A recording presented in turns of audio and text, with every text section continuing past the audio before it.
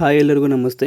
ಏನಪ್ಪ ಇವತ್ತಿನ ವಿಡಿಯೋ ಅಂತಂದರೆ, ನಮ್ಮ ಬ್ಯಾಂಕುಗಳು ಗೊತ್ತಲ್ಲ, Canara bank, state bank of India, Karnataka bank, union bank of India, bank of Baroda, Indian bank, Punjab national bank.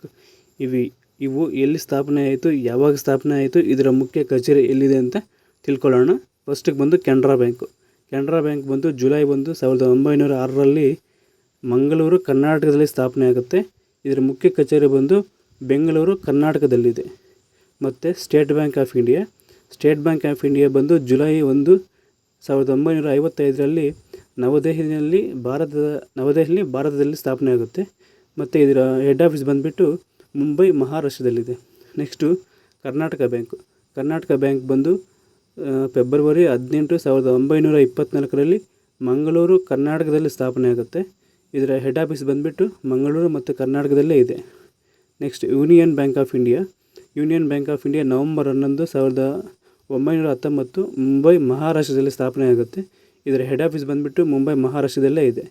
Next bank of Baroda ಬಂದುಬಿಟ್ಟು ಜುಲೈ 20, 1908ರಲ್ಲಿ ವಡೋದರ, ಗುಜರಾತ್ನಲ್ಲಿ ಸ್ಥಾಪನೆ ಆಗುತ್ತೆ. ಇದರ ಹೆಡ್ ಆಫೀಸ್ ಬಂದುಬಿಟ್ಟು ವಡೋದರ, ಗುಜರಾತ್ನಲ್ಲೇ ಇದೆ. ನೆಕ್ಸ್ಟ್ ಇಂಡಿಯನ್ ಬ್ಯಾಂಕ್ ಬಂದು ಆಗಸ್ಟ್ 15, 1907ರಲ್ಲಿ ಚೆನ್ನೈ, ಅಂದಿನ ಮದ್ರಾಸ್, ಈಗಿನ ತಮಿಳುನಾಡು ನಲ್ಲಿ ಸ್ಥಾಪನೆ ಆಗುತ್ತೆ. ಇದರ ಹೆಡ್ ಆಫೀಸ್ ಬಂದುಬಿಟ್ಟು ಚೆನ್ನೈ, ತಮಿಳುನಾಡಲ್ಲೇ ಇದೆ. ನೆಕ್ಸ್ಟ್ ಪಂಜಾಬ್ ನ್ಯಾಷನಲ್ ಬ್ಯಾಂಕ್ ಬಂದು ಮೇ 19, 1894ರಲ್ಲಿ ಸ್ಥಾಪನೆ ಆಗುತ್ತೆ. ಇದು ಅಂದಿನ ಲಾಹೋರ್ದಲ್ಲಿ ಸ್ಥಾಪನೆ ಆಗಿತ್ತು. ಮತ್ತು ಅದರ ಹೆಡ್ ಆಫೀಸ್ ಬಂದುಬಿಟ್ಟು ನವದೆಹಲಿ, ಭಾರತದಲ್ಲಿ ಇದೆ. Thank you.